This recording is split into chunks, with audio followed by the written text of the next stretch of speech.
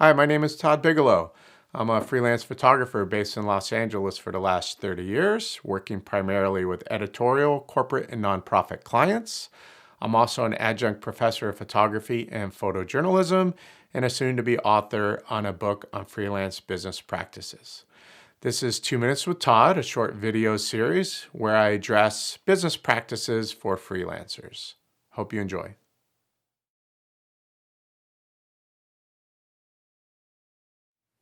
Hey everyone.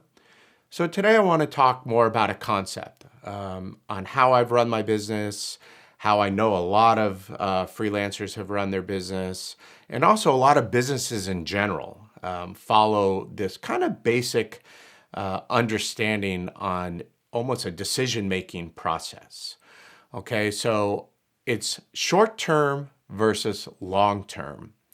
So when you have a decision to make for your business, there's always going to be a short-term gain and possibly loss, and a long-term gain and possibly loss.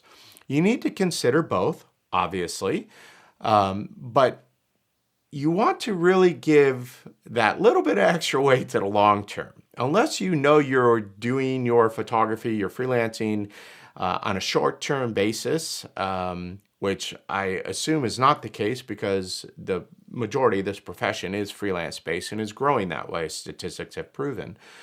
So if you're going to make a decision, consider the long-term viability of your business a little bit heavier because I want you to be able to make a living throughout your career doing what we love to do. I've been able to do that 30 years as a freelancer, and I've made some decisions that have cost me a little bit in the short term, but have benefited me in the long term. And I'm sure vice versa as well. But I just want you to keep some things in mind.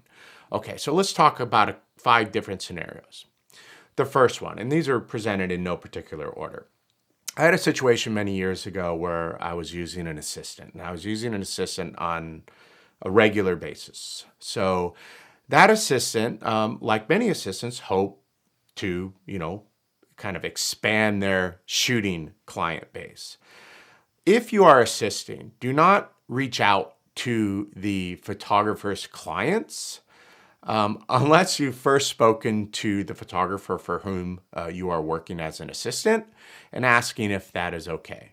So you don't really want to try to what we call backdoor somebody if you're assisting, because what can happen is the short term you might get some work, okay? But the long term you might end up developing a reputation as an untrustworthy either assistant and or photographer, okay? So long term it can hurt you more on your reputation. Okay, so in this particular situation that had happened to me, one of the editors actually contacted me and said, "Did you know that this was occurring?" And that editor said flat out that they would never work with somebody like that. And it was an editor from a major publication. So I do know for a fact that that was frowned upon. So keep that in mind if you are doing some assisting. The respectful, professional, ethical way to handle things. If you are trying to build your client base and you do want to shoot for a client that the photographer whom you're assisting is shooting for, please check with your photographer that you're working with to see if they have any issues with that. Okay. Second one, undervaluing yourself when you're beginning your career. The short-term gain on something like that might be that you're able to pick up extra assignments because you're a little bit cheaper than everybody else, or a lot cheaper than everybody else. Therefore, people want to start hiring you. The long-term implications of something like that are fairly obvious.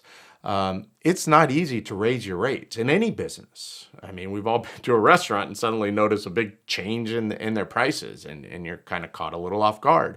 It's particularly hard as freelance photographers. I can tell you, having done the research, that the rates do not change much at all over time. And I'm talking over a significant period of time. So you will have trouble raising your rates. And if you start very low, the long-term viability is going to be a challenge for you. So consider, very, very seriously if you are going to undervalue and kind of undercut the professional rates in hopes of kind of gaining a client base, because in the long term, you will have trouble sustaining those rates or sustaining yourself with those rates. Okay, number 3, work for hire agreements, which I spend a lot of time talking about because they always infiltrate into so many different aspects of freelancing. Work for hire, short term. I totally get it. You want to work in a lot of major publications and agencies and wire services and so forth. Demand that you sign a work for hire agreement relinquishing the copyright to your work. Okay, short term is you get the assignments. Long term implications are very profound. You lose all control of your work. You lose all control of your ability to license. Even if it's a joint work for hire agreement, you lose control of your work because the other party that has the other part of the copyright or has copyright as well, they can do whatever they want. They don't have to check with you. So you have no control over that. You may still be able to license because of a joint copyright, but you certainly cannot exclusively license anything, which is where the real money is, because that would basically restrict the other party's use of the images. And that's always the case in a joint copyright agreement. Joint copyright agreements are not super common. Usually it's just a straight work for hire. But again, the work for hire, you are going to lose the much needed, in the long term, much needed licensing income. Even if that licensing income is only several $1,000s a year, which is very easy to attain, that's significant money for a freelancer to cover the costs of their business. Okay, so long term, I think you will have some real challenges if you're signing a lot of work for hire agreements. Remember, when you sign a work for hire agreement, there's no guarantee in there that they're going to hire you for the next 20 years. Most photographers will tell you that is definitely not the case. Editors come and go, they bring in their own people, publications close, they get their budgets restricted, all sorts of things happen. So long term, it's much better to hold on to your rights and be able to license and control that work and develop a whole nother revenue stream that is so essential for running your business. Okay. If short term, it's, let's say you're kind of just beginning to get into freelance photography and you're thinking you want to do this maybe for a living, but you don't really see the need or you don't want to get a degree. There's pros and cons to this. I've spent time teaching through UCLA Extension, which is a wonderful program, has a really good set of classes, but that's a certificate program. I've had some tremendous photographers come through that program, and they get a wide range of skill-based classes in video editing and graphic design and coding and photography. And by the time they graduate with that certificate, they're technically very proficient and they're good photographers. However, that's not a degree, okay? And I'm not lambasting that program in any way, shape, or form. But if you're considering short term, going straight to work and not getting a degree, I understand. Get to work, make some money, okay? Long term, you are closing off potential avenues of income, okay, such as teaching, okay? So to teach, you usually need a degree. Even I just have a bachelor's degree. I can teach as an adjunct professor, but I cannot get hired on as a tenured professor without a terminal degree for most state universities and most accredited universities. Okay, and a terminal degree is a master's of fine arts in our profession. Okay, some universities will take you on with a master's degree. Okay, but it depends. Those are fewer and further between. However, I can teach with a bachelor's degree, okay, and significant experience in the profession. That is an important aspect to that. But if I didn't have a degree, I would not be able to teach, and that's a nice little extra bit of income for teaching one night a week or whatever the case might be. You can do it at a community college. You can do it at a university. So keep that in mind. It also, if you do not have a degree, if you have the opportunity to join a staff, say at a major metropolitan newspaper like the New York Times or the Washington Post or the Los Angeles Times or a major publication like that, San Francisco Chronicle, they're almost always going to require a degree, at least in journalism or communications, something along that line, almost always journalism. Okay. So if you're a really good photographer and it turns out a staff position is being offered to you and you do not have a degree, the long-term implications are you can't take it. You won't be considered for it. Okay, so short term of not getting a degree is you can get right to work, start making money. You're going to get hired as a freelancer. You usually don't get asked for a degree. They're going to look at your work. If you're good, you're going to get work.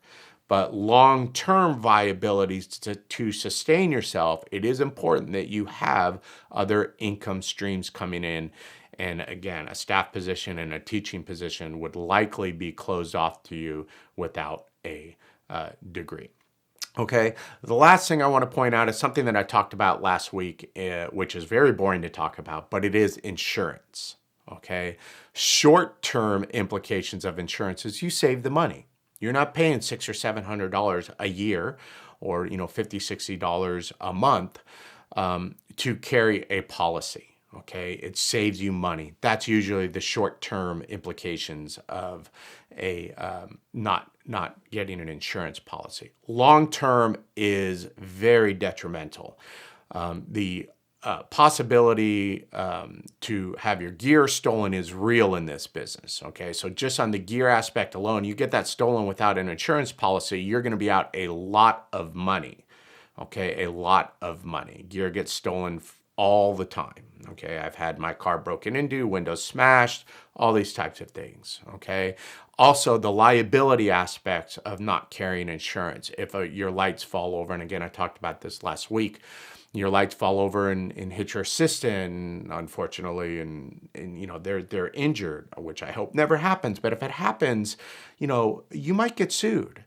Okay, if you do some damage to a property when you're photographing there, you might get sued. Okay, you want to make sure that you're covered. So short-term implications of not carrying insurance is obvious. You save some money every year. Long-term, you are exposing yourself to liability that is very real. Okay, so consider that. So there's 5 things that I want you to think about when you consider long-term and short-term when you're thinking about decisions for your business. Okay, keep those in mind going forward.